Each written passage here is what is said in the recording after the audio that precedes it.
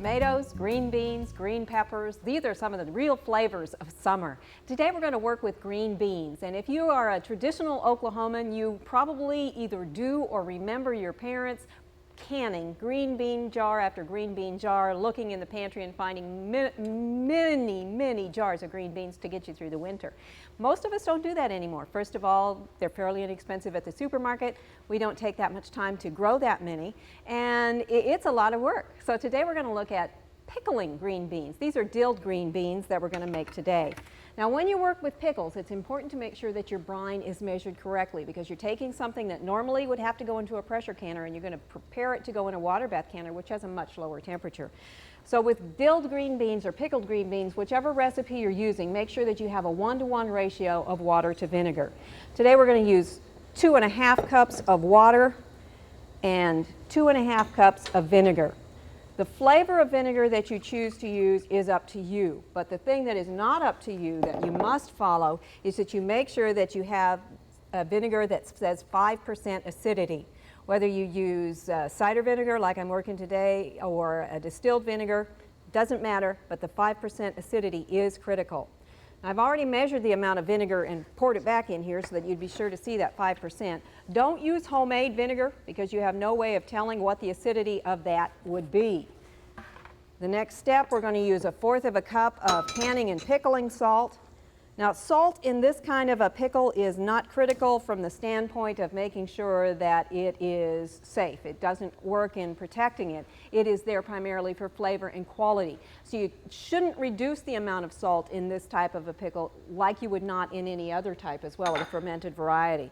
And you need to make sure that you use a product called canning and pickling salt. Regular table salt has some additives that make it work so that when it rains it pours, but it also makes pickles cloudy, and you don't want them cloudy. That might be a sign of spoilage, might be a sign that you used the wrong kind of salt, and if you don't know, you'll have to throw it away. All right, we're ready to put the pickles in, or the green beans into the jars. At this point, I've washed them, I've trimmed them, and I've cut them into pieces. The size of pieces that you use is your choice. Try and get them similar in size. You can see we have quite a variety here. Some recipes will say 4 inches long, and if they're long, straight beans at the beginning of the season, that's fine, but if you're a little bit more time and energy efficient or concerned or just plain lazy like I am, I tend to cut them in 1½ to 1 inch pieces and then use a more efficiency method of packing them into the jar. The jars for these products should be sterilized. That means that you put them into the water bath canner and you bring it to a boil and you boil them for 10 minutes. That will make sure that bacteria on the jar are taken care of. And in things that are going into a pressure canner for regular green beans, that's not necessary because that sterilization takes place during that processing time. Anything that's in a water bath canner for 10 minutes or less, sterilize the jars. Throw the green beans in there and then tap them down against your hand. This is a way to tamper them in so that you use the space more efficiently. You want to get it so that you have the beans filling the jar fairly well to about the 1/2 inch mark. And you can see a 1/2 inch mark is that end of that line as it runs down. So you want to fill them that full.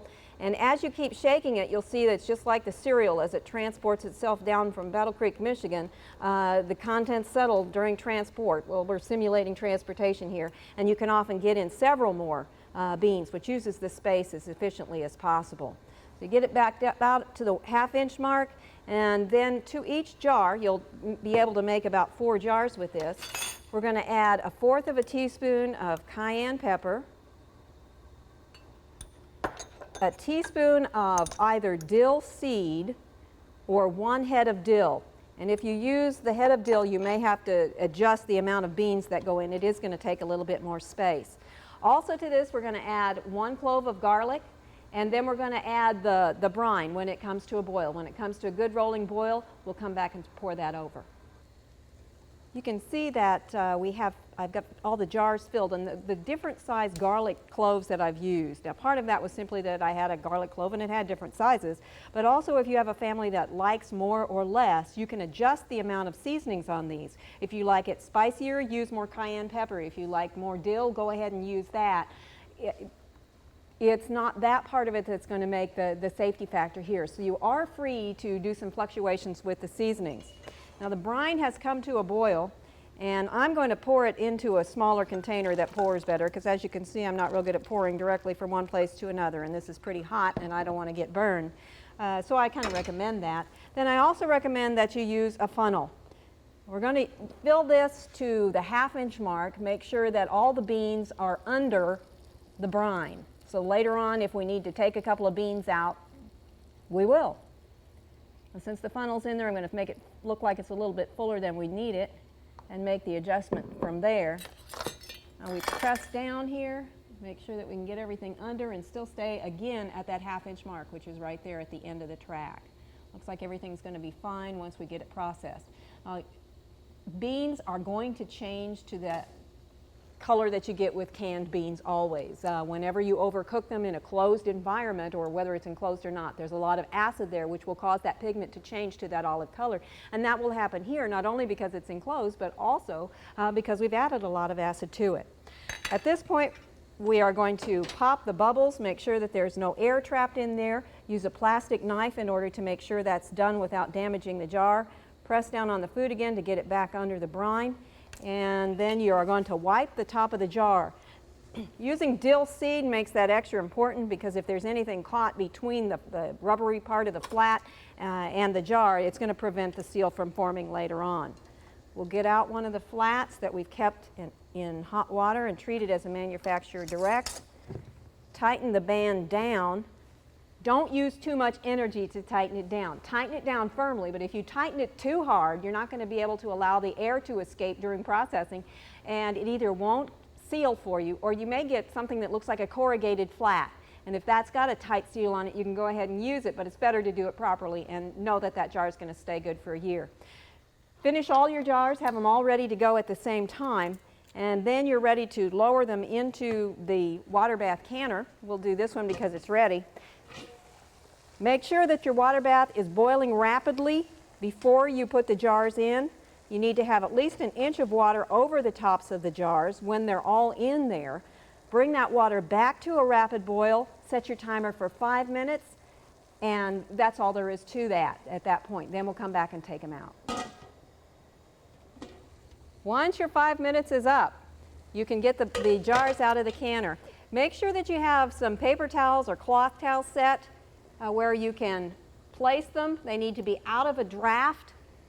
They need to be left alone completely. Don't try to tap the water off or anything. You can tilt the jars a little bit to get the water off, but that's all you should do. Now I do need to mention one thing about doing this project. It takes a lot of energy to heat the amount of water needed to fill up a canner. So if you are only doing 4 jars, which is what this recipe calls for, you really should think about whether or not this is a product you want to make, or whether it's something you can leave in the refrigerator. That one tipped over. I'll get it out in just a minute. But it uses so much electricity or so much gas to heat the amount of water. You either need to do more than the 4 jars, or you need to have some other item that you've got ready to go, maybe some jam or some other kind of pickle that you can process at the same time, so that you don't do all that heating and basically just throw the hot water out when you're done. Also make sure that when you are finished that you find an alternative use for the water rather than just throwing it down the drain. Let it cool well, set it out in the garage or somewhere if you need to, so that it doesn't continue to heat your house. But then you can use the water on your garden or on house plants, but find an alternative use for it. Water has become a valuable resource for us here in Oklahoma today too. Dill pickles, dilled green beans. There's something a little bit different. There's something that's a lot of fun. They make a nice condiment on the plate. You can see the contrast between the color of the fresh ones and those that have been processed. I hope this is something that you will give a try to, using your green beans in some alternative way than just the traditional, a few on the plate with the potato and the meat. We hope you've enjoyed this classic from the Oklahoma Gardening Vault. Remember, even though these tips and techniques are timeless, there's always something new to learn in the world of gardening. By subscribing to both Oklahoma Gardening and OK Gardening Classics, you'll have access to a wealth of gardening knowledge, both classic and contemporary.